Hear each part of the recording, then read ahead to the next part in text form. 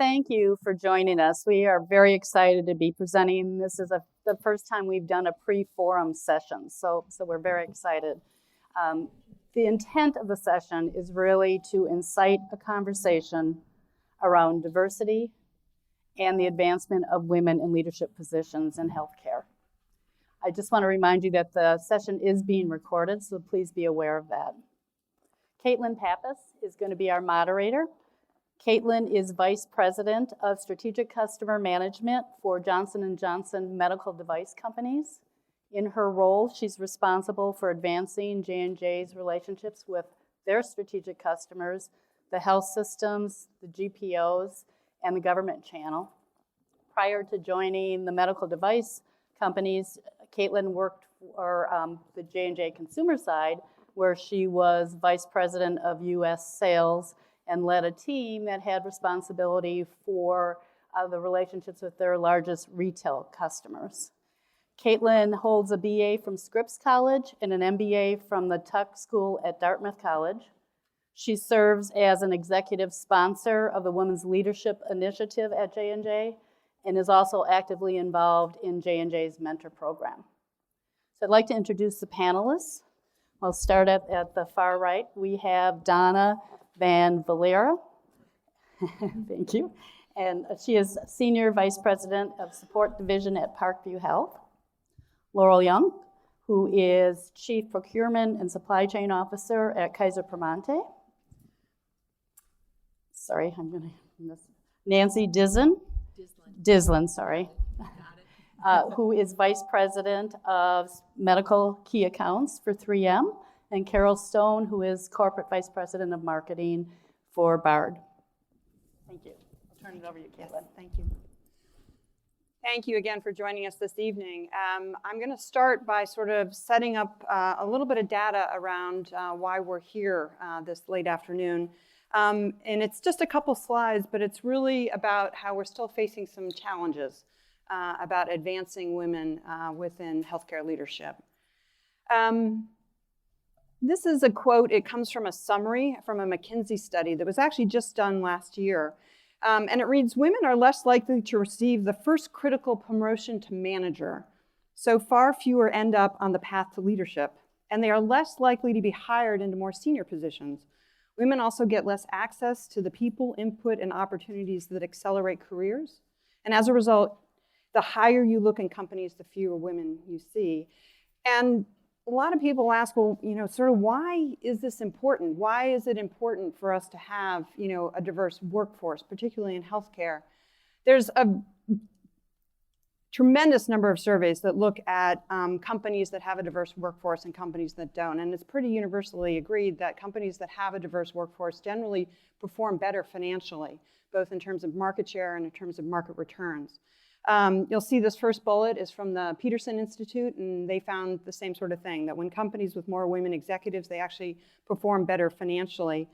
And if you look at our own group that's here today, and the third bullet, about 12 years ago, here at the SMI Forum, 19% of the attendees were women, and today, at this forum, 30% of the attendees are women. So we're making some progress over the past 12 years as well. If you look specifically at women in supply chain, this is from Gartner, and it's actually data that comes just from last year in 2016. There's really sort of two observations from this data. You'll see that the proportion of women in the total workforce in supply chain and healthcare is relatively low. It's just 35%.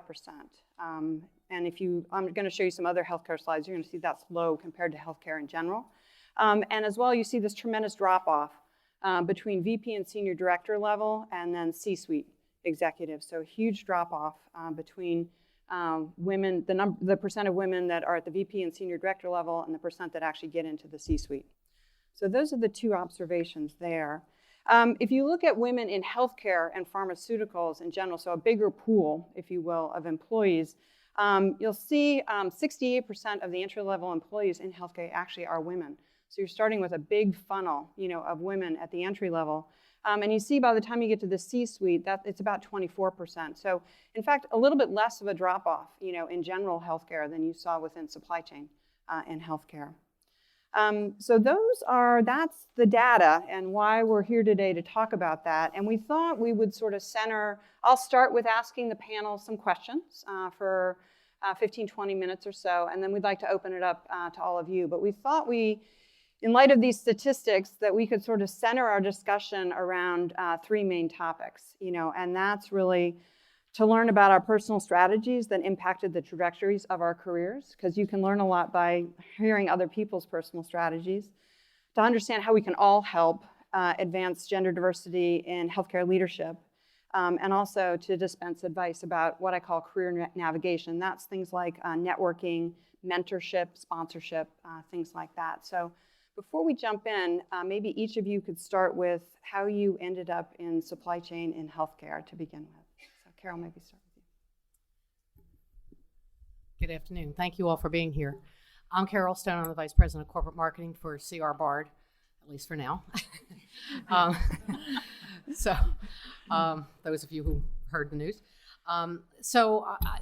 Interestingly enough, my title is Corporate Marketing. So I don't officially have a role as a supply chain executive, and yet in my company, there was a gap that existed in terms of how we went to market, in terms of hitting the supply chain side from us out to our customers. We kind of had it covered from our suppliers to Bard, but not from Bard out to our customers.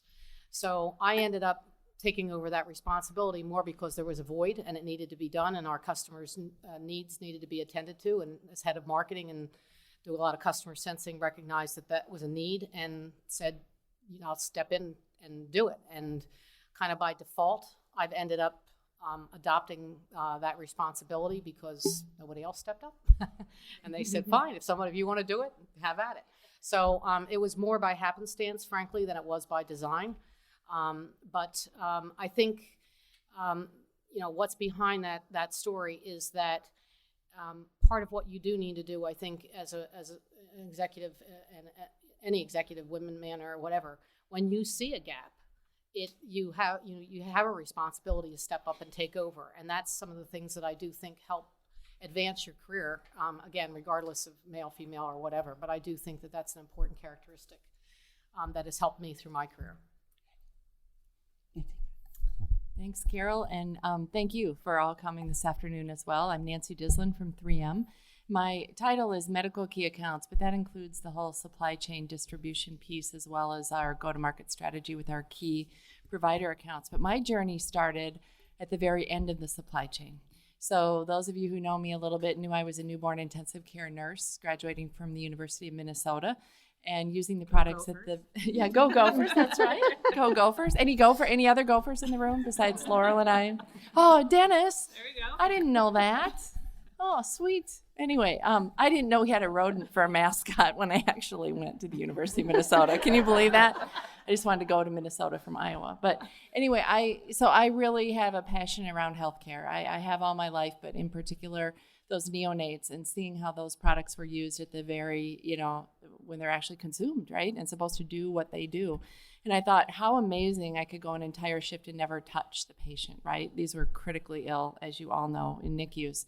And so I thought, I want to learn about the companies that make the products and do the designs to get the stuff to the patient used in the right way, in the very best way. And so that's when I joined 3M. So I was 2 years at the university, now I'm 32 years at 3M. And my journey has, you do the math, I started really young. I will not be revealing my age tonight. Anyway, but to bring it kind of to where Carol was, I just leaned into it. I was very passionate about supplies, devices, came to 3M and thought I can be part of helping that all work better. And I've had the great option to work with great people and great businesses at 3M in the lab. I was a Six Sigma Master Black Belt. Never thought I'd do that in my career. I didn't even know what it was at the time. And then has led to really making sure that we're transforming healthcare in the U.S. in the most powerful way we can. So I agree with Carol, leaning into it and figuring out how you can work supply chain and make it better. Whatever career path, however you touch it, has an amazing impact on healthcare in the United States. Great, thanks. So I'm Laurel Yunk, and the Chief Supply Chain Procurement Officer for Kaiser Permanente. And actually, my journey goes back to, it was well thought out, well planned. When I was a little girl, I wanted to be the quarterback of the Minnesota Vikings. So fortunate for me, I had parents who didn't care. Whatever you wanted to pursue, they didn't differentiate. So while my sister was playing with her Barbie dolls, I asked for a full football uniform for Christmas when I was about 6 or 7.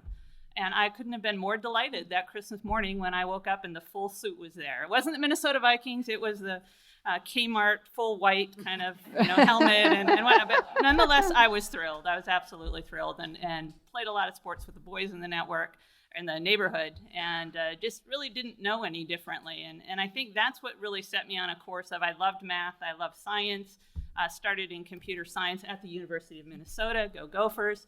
And it was by then, too, that I realized my original career aspiration was a dead end. Now, perhaps if I had become quarterback, we might have a slightly different history with the Minnesota Vikings. Maybe they would have won a Super Bowl. But from there, it was really about just loving science and math. So I have a computer science undergrad. And originally started as a computer scientist at Lilly. And honestly, it was really serendipitous for me that I ended up at a healthcare pharmaceutical company. Had a lot of different job offers coming out of the U. And but with that taste of what it was like to be in a healthcare kind of industry, it wasn't long before I realized there really wasn't any other industry I wanted to be in. But I also learned fairly quickly on that while I love technology, I love the business side of it. So I ended up going back getting my MBA at Duke. So go Blue Devils as well. They have a slightly better basketball program. From there, started in market research, went on to finance, and then kind of found my way to materials management, as it was called at the time, and really found that that's what I love to do, because there really isn't anything you own from start to finish. It was about interacting with the various functional groups, so marketing and finance and R&D and customer service and all of those folks to really make it work well, and that's what I really enjoyed doing. And so have been in supply chain for quite a while, but always in healthcare. So with Lilly, with J&J, and Amgen, and now most recently with Kaiser Permanente. And I have to say, I've got the best job in the world. To be on the provider side with the kind of change that's going on in this industry, I just think it's an exciting time for what we as a profession can do, let alone I think how women can help step up and really lean in. Because the other piece of advice I would give too is early in my career, I took jobs nobody else wanted. And it was what you made of that job that I believe is what made my career, because people began to see, well, it's not just, that was a job that we thought nobody would want. People stay within the job description. But I have a tendency to kind of color outside the lines. And that has gotten me other opportunities. And again, just kind of doing what I get to do today is a lot of fun. So I'll stop there. But I just think now is the time for women to really step up, and we need them. We need that kind of diversity. My name is Donna Van Valera. I'm the Senior Vice President at Parkview Health. I started kind of in a different road to healthcare. I spent my first 20 years as a logistician in the United States Marine Corps, and also had a father who never really told me I was a girl. And after spending 20 years in the boys club, I never really thought about being a girl. I just knew that you had to have good bearing, exquisite leadership, understanding of strategy.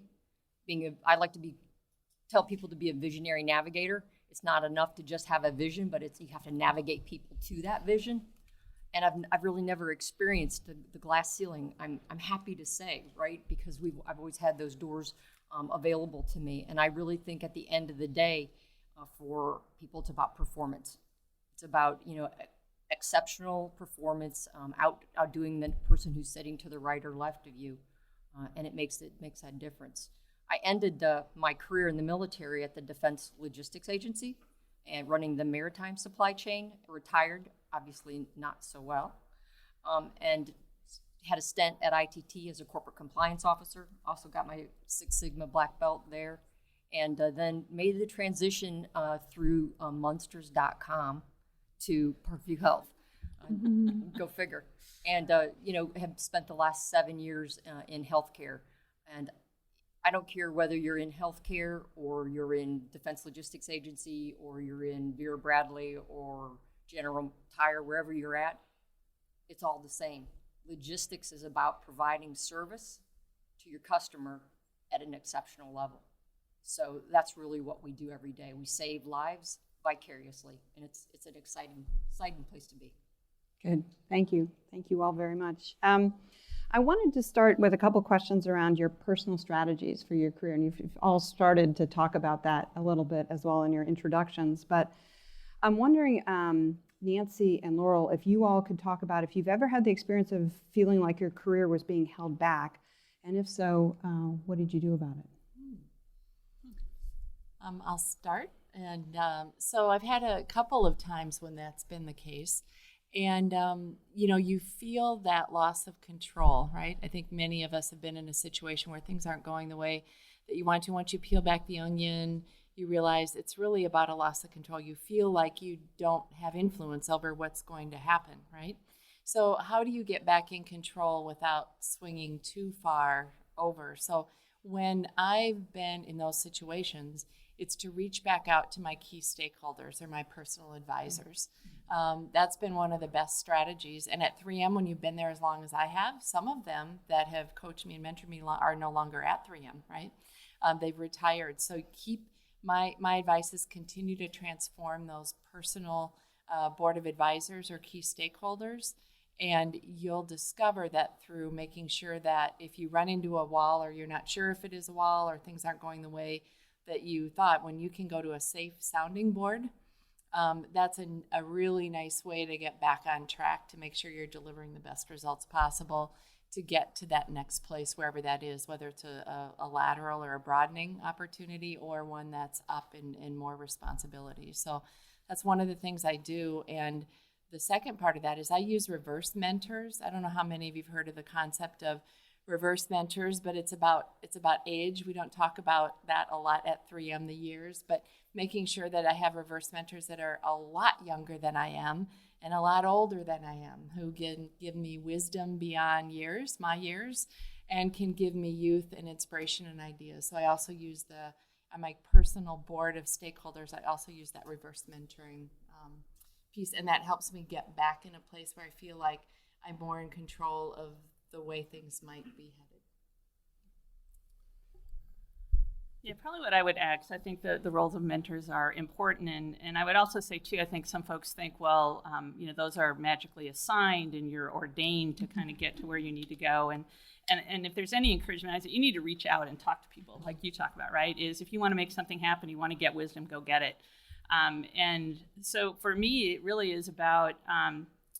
There's been a few times, I can't say a tremendous amount of times, but a few times where I didn't quite have the energy around kind of what I was doing, and my own kind of just personal North Star has been, if I'm not passionate about what I'm doing, then I need to go do something else or go find something else to do. And again, it hasn't happened a lot because I love the space that I'm in, but I think that's what folks really need to think about is you spend a lot of time at work, you make a lot of sacrifices with your family to do that. If you're not really excited about what you're doing, and your aspirations are about a title, because I've run into those folks too. It really doesn't matter what I do, just make me an executive director, make me a VP, make me an SVP. And those, I think, are very short-sighted,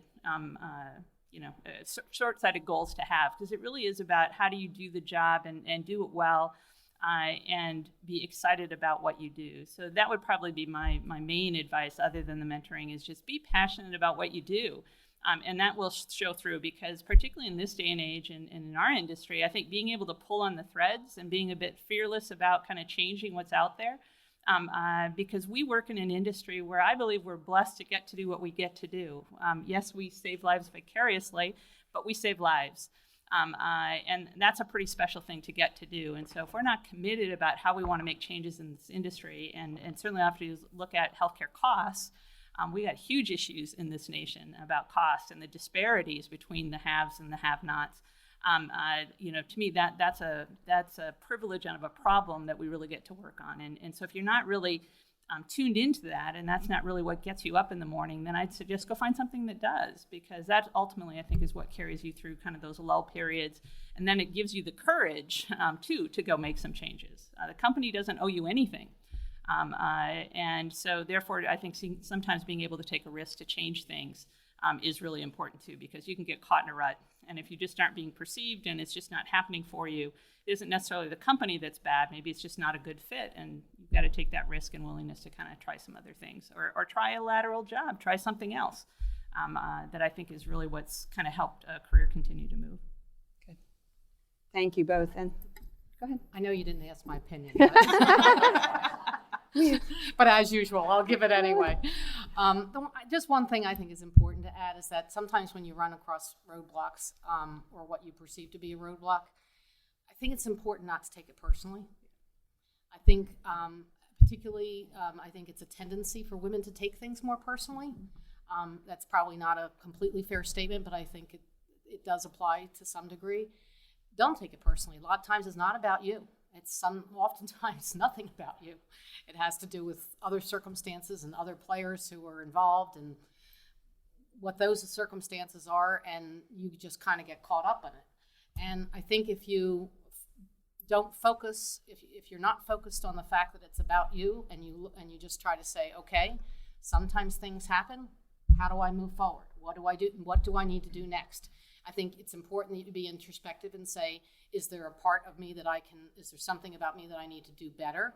And I think that's an important, it's always important to step back at any juncture and evaluate that, but don't let it paralyze you. And I think sometimes that can get in the way. Good. I'm going to pivot a little bit and talk about advance what all of us can do to help advance gender diversity in healthcare.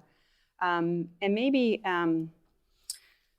Donna and Carol, I can start with you and just ask, we saw earlier that studies show that women fall behind men earlier in their careers. And are there things that, if you were to get promoted to manager level, and there are things that we can do as more senior level executives to help them? Maybe Caroline.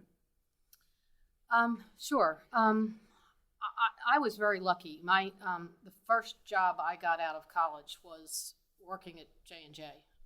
Started out, I was at a biology and chemistry degree, and I wanted to be a dentist and didn't have the money to go to dental school. I'd gotten in, couldn't go. J&J had a dental division, sounded like a good fit. Went up to J&J, they gave me a job. I was like, this doesn't happen. But it did. I was very lucky in that I ended up working for this guy by the name of Don Hicks. I'll never forget him. He was a terrific guy. He was a real geek.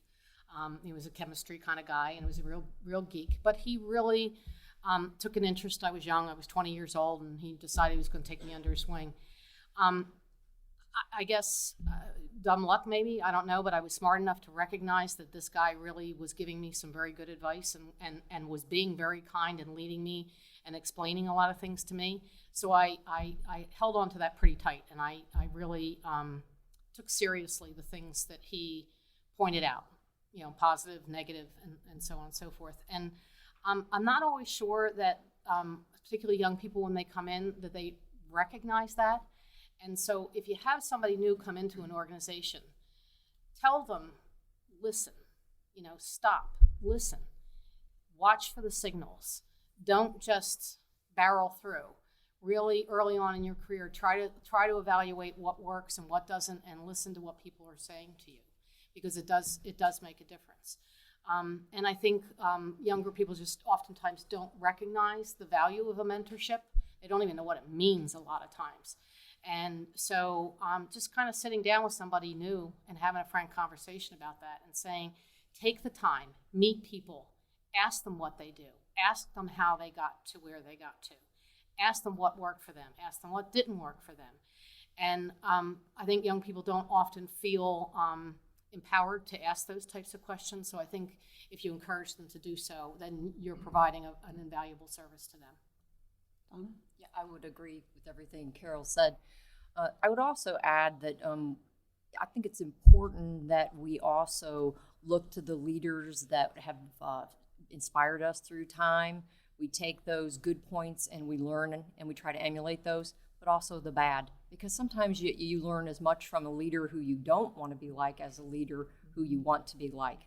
So as I progressed in my career and I've seen other females who are in my organizations, I've offered them mentorships, opportunities to come and talk about how we can establish a roadmap to help them better get to the next place. I think it's very important that you have a transparent relationship so that you tell them the things that you feel that will help them get through specific barriers. Transparency is important for all levels of a leader's role. You should always be transparent with everybody who's around you, because in that way you best serve each other. And when you best serve each other, then we all succeed. The other thing I think is very important for all leaders, young and old, is that you're always listening to those people who are coming up through the ranks, because they offer so many good guidance. So when I mentor, we talk about what they can help me with and what I can help them with. They're bringing new, fresh ideas to me, and I'm giving them some of my older ideas. And because you have that give and take relationship, it really does help bond you with them. And they can come to you in those times to see what they should do for a next step. So I think it's very, very important for us to be role models for females. One other thing I didn't say, I'm sorry, that I wanted to add was oftentimes younger people, again, when they're starting a career, you say, go talk to people, and they go, I don't know who to talk to. So if they're working on a project, and let's say they have to do some sort of financial analysis around something, and they're not really sure how to do it, it's helpful to say to them, go talk to so-and-so because they've done this before. And then that gives them permission to go up to that person and say, hey, somebody mentioned to me that you've worked on a project like this before, and I've got something similar. How did you do it? Because it gives them an opening point. Otherwise, they don't know that person did it. They don't know who to go talk to. But now they know this person and why it's relevant to talk to them. So it's a subtlety, but it's really important that they don't even know who to go talk to. They don't know what that person. Why should I talk to that person? So give them a little help in that area. I was just going to add one comment. You made me remember about a manager a long time ago, one that very influential and very positive, taught me the phrase, you are a part of all you have met. You are a part of all you have met. And then he proceeded to tell me, you're going to, and especially at 3M and probably a lot of other organizations, you work with a lot of different people, right? Your bosses change, you change, roles change. But being very selective and reflective at a very early age in your career about how you're going to keep and add to your toolkit for everybody you've met, and then the things that you learn from the people that that's not me, doesn't fit for me, don't want to be like that. So that goes in the bucket of, wow, if I start to pivot into those behaviors, I got to remember that didn't feel good, or what it wasn't, so that whole I'm a part of all that I've met, and doing a regular inventory and reflection on who did I meet this year, who had an influence, and what do I want to keep, and then what do I want to toss because it doesn't fit. And then you build that. So that you triggered that in my memory. So it's stuck. Okay, I'm not going to be left out on this one. The other one, we were chatting with a few other folks earlier today about it. I do think kind of the difference between women and men, and again, I'm going to overgeneralize, but women will tend to kind of tell you all the reasons why they're not qualified for a given position, right? We need to be 100% meet all of the skills and requirements before we'll consider ourselves worthy to even be considered for a position. And a guy will say, well, hey, I did that once, that one piece once, I'm ready, let me go do it. And I think that's one kind of advice for women. Don't overthink it, right? Take some risks. As long as you know how to learn, that's probably the biggest thing, that you just have to have confidence in yourself. I'll learn it. And for managers, I think it's being aware that can happen, right? And seeking out, and if you see good talent out there, sometimes having to go touch it on the shoulder and say, how about it? Because you mentioned, somebody you remember. My first supervisor at Lilly, his name is Dave Withy.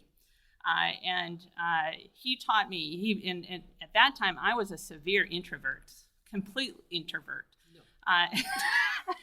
No.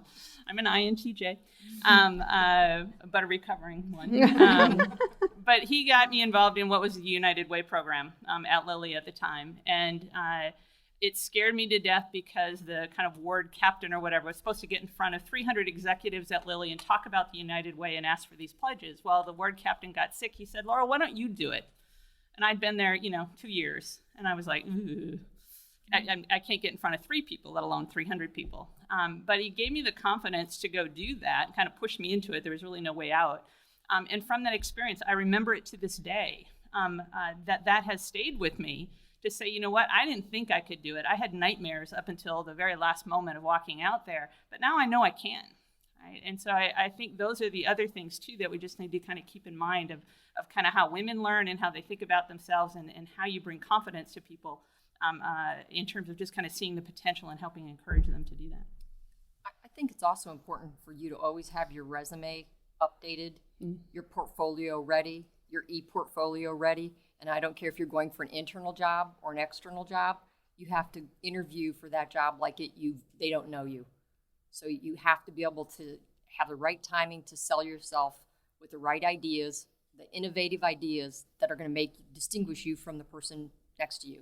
Have to always be forward thinking, not just, I can do this job. I can take this job to the next level. I can reinvent where I'm at, and I can get this company to a new place. You have to be energized about that, but you have to be ready for that timing and know when it's the right time and the right place with the right leadership to be able to take that very pivotal step. And patience may be a part of that, which I think the current generation doesn't like so much. Yeah. I've keep in my office in terms of helping everybody understand sort of how we advance gender diversity, copies of Sheryl Sandberg's Lean In, which I read a lot about this topic, and I think it happens to be an enjoyable read. It's quick, it's easy, but it absolutely gives the female perspective as well as the manager perspective. You know, I think in a lot of what you all have talked about today is what we see. So I want to pivot a little bit and talk and get your all's specific advice around a couple of areas. One, it's said that women do a really good job of gaining mentors, but they do not such a good job of gaining sponsorship. And in fact, all four of you have talked about people very early in your career who were really, really helpful. And can you help us sort of understand what the difference is, you know, between mentorship and sponsorship, because there is a pretty significant difference. And then how do you go about, I think we all know how to get, you know, mentors. We look at people that we want to be like and we sidle up next to them, you know, and spend time with them. But how do you get sponsorship? So I'll open up to whoever wants to start. I'll take that one first. So I think the difference, the way I think about it in my mind, is a sponsor is dedicated to your advancement. A mentor is dedicated to your development. Now, not 100% each, but that's how I think about it, is my sponsors want me to continue to advance, either broaden or go up in the organization. But mentors are bigger, broader around development. So that's how I think about the two different ones. The sponsors are as excited the day you get promoted or that new job because they've been a part of it as you are. And the mentors can be, but they're more, I think of them as bigger, longer-term development. So that's how I differentiate the two. And they're both equally important, right? Absence of one, can really slow things down. But having both and a nice complement, and it's hard to actually get both and really expect both to be the role. The mentorship, I'm a really good mentee. And what do I mean by that? That's also coaching I give to people. Make the job of a mentor easy, right? They're super busy people. Sponsors are too, but especially the mentors. So show up with an agenda, a conversation piece, maybe homework you've done, so that the mentor can add value in a very easy way. And I found that to be very successful on the mentee-mentor relationship. Not as much on the sponsorship. The sponsorship is more a spark, or somebody sees in you something that they want to see advanced in your organization. So it's got a little bit different flavor to it. And letting people know what you think they are is a really good conversation to have too. And I find a lot of people are maybe more shy about that conversation, being very candid. You know, if this happens, can I rely on your sponsorship?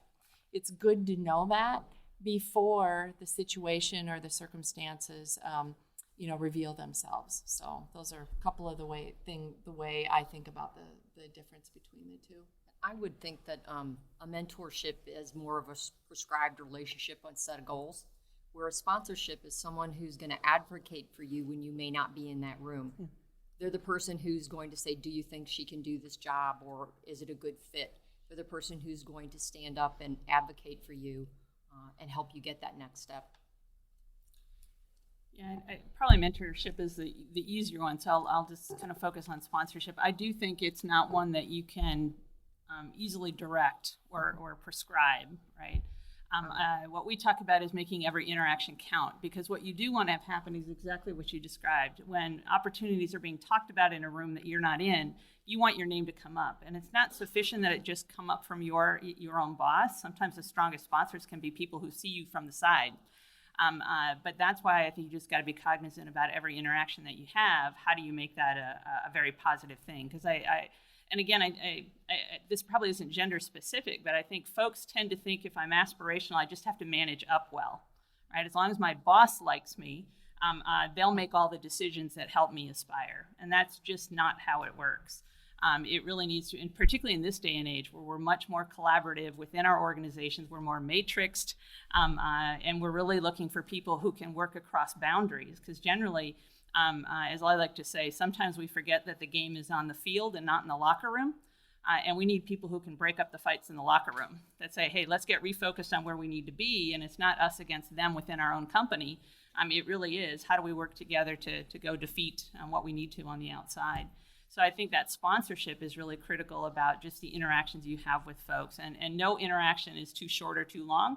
Make it a positive one, and make it that people remember kind of the work that you do, because then your name will come up, I believe, a lot more often. And the more people who are there to say it, even if it was only a short interaction, the more likely you're going to get opportunities to do some different things. So if you're in this room and you're not sure if you have a sponsor or not, one of your pieces of homework is to go find yourself a sponsor. And if you're in a senior leadership role and you don't feel like you're sponsoring anyone in your organization, your homework is to go find some people to sponsor, because it's the one area where I personally believe women really fall down versus men in terms of finding sponsorship. And it's one of the key, when we talk around and do succession planning at Johnson & Johnson, I see a lot more men have actively gotten sponsors, versus, women. So I think it's important to do. In our field of supply chain, we do a lot of negotiating. And there's a lot of data, studies really show that women are sometimes perceived negatively when they're negotiating versus when men do the same type of negotiating. They're described as intimidating or bossy. What do we do about this? You want to start? I think that's absolutely true. I just think you have to have the courage. The courage plays such a big part in success in life. I don't care whether it's in your personal life or whether it's in your professional life, but courage is something, it's one of those things, you have to have the courage that if you believe in what you're doing and what you're saying and you are true to yourself, negotiation is easy because you're speaking from the heart. And even if somebody perceives that to be bossy or overbearing or whatever, and that does tend to happen, and I've, God knows, been accused of that plenty of times in my career, so what? So what? Don't worry about it. They'll get over it. Because, to be honest with you, even though they may, she's a little bossy, they may go, but she's right. They may not want to admit it out loud. They may not love the way it came across because they're not often used to taking sort of a hard stance sometimes with women, from women. Don't worry about it. You just have to have the courage to know that what you're doing and what you're saying is you're being true to yourself. You're doing the right thing for the right reason. And if that's what's behind what you're doing, it doesn't matter. Of course, you certainly need to try to be politically correct and not, get up in somebody's grill to the point that you're being obnoxious. But, within a realm of reasonableness, don't worry about it being perceived as, wow, she's a little strong-willed. It's okay. That would be my advice. I think for me, I'm humbled and honored to work with the people who are on my team. I find that I value them, I love them. They're part of who I am. And I think that if you honor and respect their ideas and their input, and you listen, and you care, then it's easy to be a leader. And that just kind of oozes out around you. And I think people that you have that boss that you like to work for, or, I talk about our work family. We spend more time with our work family than we do our own family. And in some cases, their work family's better than their home family, right? So I try to treat them all like they're a teammate, and that I'm not any better than they are. I'm just at a different position in the organization. I have different roles and responsibilities, but that doesn't mean that I'm better than the housekeeper or the CEO. It's just the role that I have, and I think that we can never assume that the person sitting to the right or left of us doesn't have a better idea than I do. So I think that's kind of my approach to life in general. Please join me in thanking the panel and Caitlin for moderating. Really, really good. This concludes the session. Please fill out your evaluations and then join us for the welcome reception this evening. Thank you for attending.